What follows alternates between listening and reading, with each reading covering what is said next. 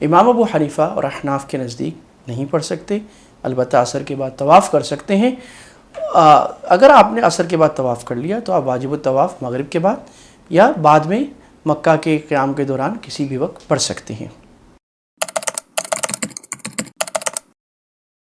احناف کے نزدیک نہیں پڑھ سکتے، امام شافعی، امام احمد، باقی حضرات کے یہاں پڑھ سکتے ہیں۔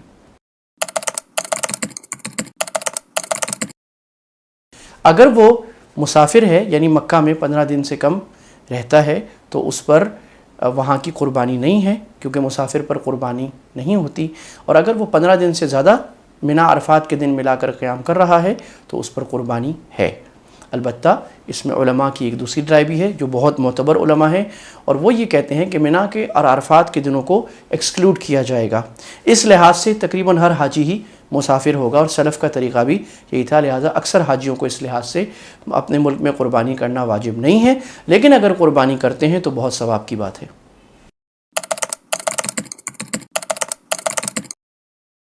جن خواتین کو ایام آ جائیں وہ حج کے سارے افعال کر سکتی ہیں، منا بھی کر سکتی ہیں، مزدلفہ بھی کر سکتی ہیں، رمی بھی کر سکتی ہیں، قربانی بھی کر سکتی ہیں، احرام سے نکل بھی سکتی ہیں، صرف ان پر مسجد حرام کے اندر جا کر طواف کرنا منع ہے، لہٰذا وہ انتظار کریں، جب پاک ہو جائیں تو اس وقت طواف کریں، چاہے 12 تاریخ کا دن گزر جائے۔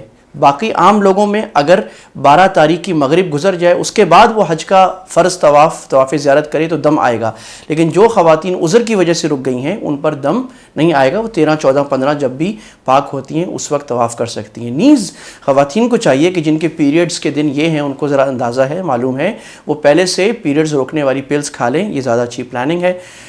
ایک تیسری صورت یہ ہوتی ہے کہ بعض خواتین کے ان دنوں میں ایام بھی آ گئے اور ان کی فلائٹ مثلاً 13 کو 13 ذی الحجہ کو ہے اور وہ پاک نہیں ہو رہی، اور ظاہر ہے اگر وہ حج کا فرض طواف کیے بغیر چلے گئی تو ان کا حج نہیں ہوگا۔ ان کے لیے علماء نے پھر ایک گنجائش یہ دی ہے، اور یہ بہت ریئر صورت ہے، اس پہ جانا نہیں چاہیے، بہت آخری گنجائش ہے کہ پھر وہ اسی حالت میں اچھی طرح پاک ہو کر جتنا ہو سکتا ہے غسل کر کے جلدی سے طواف کر لیں، اور پھر ان کو ایک بڑا دم یعنی اونٹ یا گائیں یا 7 حصے دم کے دینے پڑیں گے۔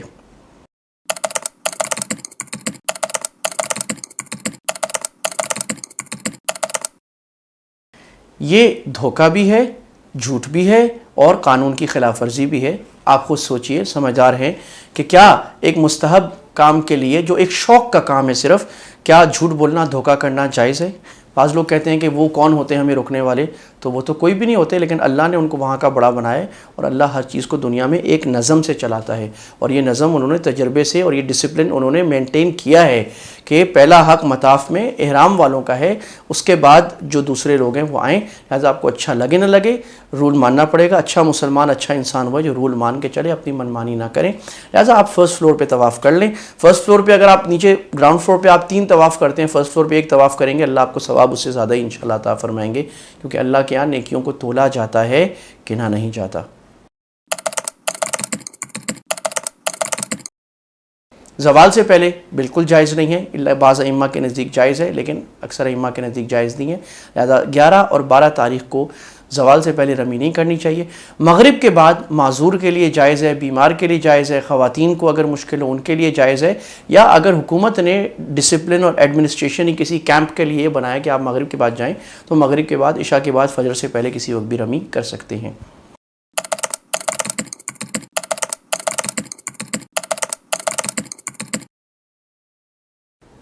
جی ہو جائے گی۔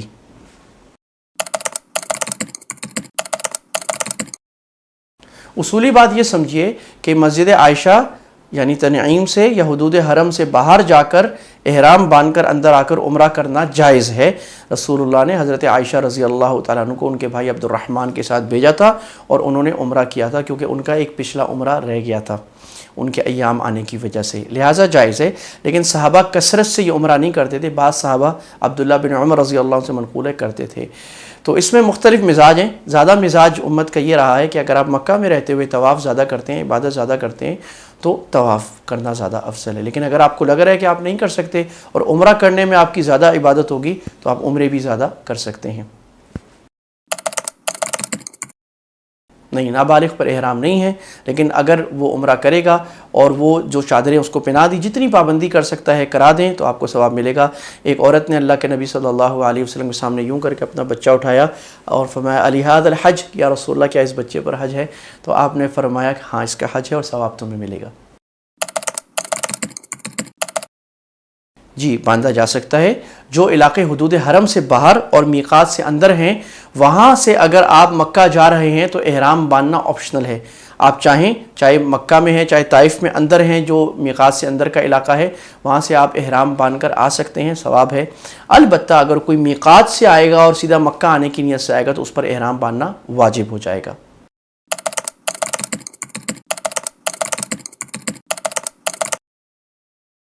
جی، ایسے لوگوں کے لیے گنجائش ہے، کیونکہ صرف امام ابو حنیفہ رحمہ اللہ کے نزدیک مکہ آنے پر عمرہ کرنا واجب ہے، باقی ائمہ کے نزدیک نہیں ہے۔ ایسی مجبوری اور ضرورت میں باقی امام شافعی، امام احمد، ان حضرات کے قول پہ حنفی مفتیان کرام بھی فتویٰ دیتے ہیں۔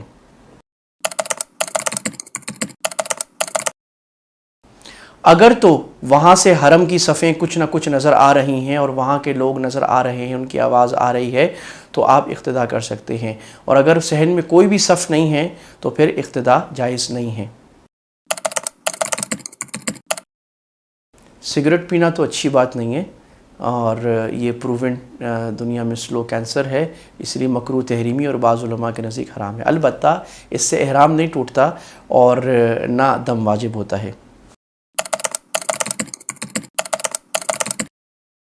اب اگر آپ دو صورتیں، یا تو آپ کسی میقات پہ واپس آ جائیں، چاہے آپ جدہ کے ساتھ والی میقات پہ آ سکیں، کسی اور میقات پہ، طائف والی میقات پہ جا سکیں، تو پھر آپ کو دم نہیں پڑے گا، اور یا پھر آپ اپنا اب احرام جب آپ کو یاد آیا ہے مکہ میں آ کے یا جدہ میں کہیں بھی، آپ احرام باندھ لیجئے اور اپنا عمرہ ویسے ہی پورا کیجئے، اور آپ ایک دم بھی ادا کر دیجئے۔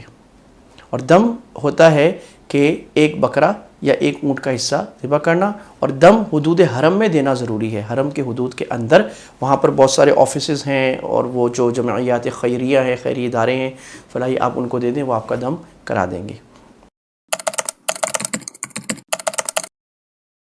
جائز ہے۔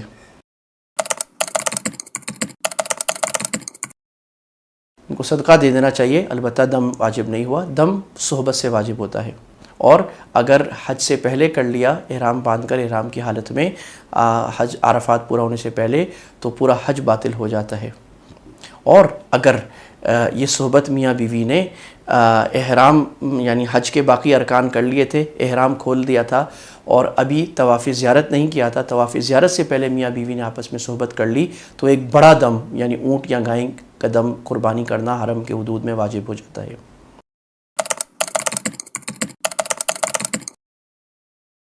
اپنی بیوی کا پکڑ سکتے ہیں، کوئی غلط بات نہیں ہے، بالکل جائز ہے۔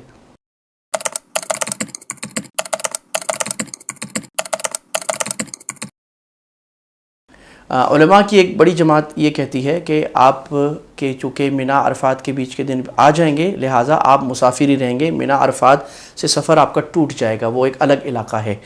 اور بعض علماء یہ کہتے ہیں کہ یہ ایک ہی ہے، لہٰذا آپ اس میں مقیم رہیں گے، آپ نمازیں پوری پڑھیں گے۔ آپ کو جن علماء سے تعلق ہے، جن کی رائے پر اطمینان ہے، آپ ان کی رائے پر چلیں۔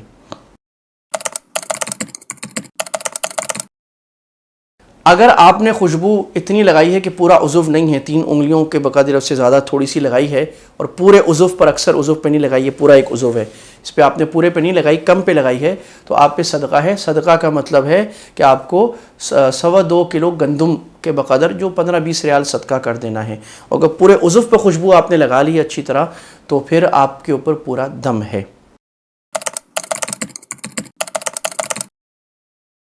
اس صورت میں ایک صدقہ دے دیں احتیاطاً، اور وہ صدقہ 2.25 کلو گندم یعنی 15-20 ریال دے دیں تو انشاءاللہ ادا ہو جائے گا۔ بالکل جائز ہے۔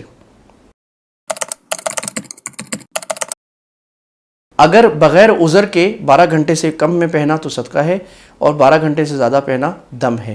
البتہ اگر عذر کی وجہ سے پہنا، کوئی بوڑھا ہے، مریض ہے، اس کو قطرے آتے ہیں، تو وہ پھر صدقہ بھی دے سکتا ہے چاہے 12 گھنٹے سے زیادہ پہنے. اور اس میں حدیث اصل ہے حضرت کعب بن عجرہ کی حدیث کہ ان کے سر پر جوئیں آتی تھیں اور انہوں نے اللہ کے نبی صلی اللہ علیہ وسلم نے فرمایا یؤذی کہ حوامک، کیا تمہیں تمہاری جوئیں تنگ کری؟ انہوں نے کہا جی تنگ کری. آپ نے کہا بال کٹا لو اور صدقہ دے دو، یا روزے 3 دن پہلے اور 7 دن حج کے بعد رکھ لو. دم تو واجب نہیں ہوگا لیکن یہ بہتر نہیں ہے. احرام میں تو اللہ سبحانہ و تعالیٰ کو وہ حاجی اچھا لگتا ہے جو بکھرے بالوں والا اور میلے جسم والا ہو، یعنی وہ زیادہ زیب و زینت کے آثار اس کے بعد نہ ہو. تو بہتر ہے کہ خواتین نہ میک اپ کریں، نہ زیادہ زیور پہنیں، سادہ کپڑے پہن کے سادی حالت میں رہیں. اگر آپ کا عمرے کا طواف ہے یا حج کا طواف ہے تو پھر آپ نہیں کر سکتے، الا یہ کہ آپ معذور ہیں. اگر آپ کریں گے آپ کا طواف نہیں ہوگا.